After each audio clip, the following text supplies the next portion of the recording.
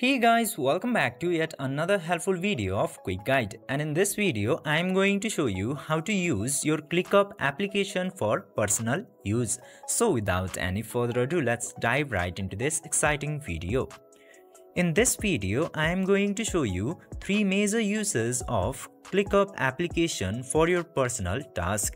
In order to do that, just simply open your ClickUp application, and into here the first thing you should do is to create a list from this My List section. Now into here you can easily make any of the list for the task, and just simply you can make your personal to-do list. For time saving, if you want to know how to create a list, we have already posted a video into our channel, and the second thing, you can use this application for reminders. Into here, you can set any of the reminder by using this ClickUp application. It will help for your work and personal life, so you can use it from this application. And the last but not least, this inbox feature.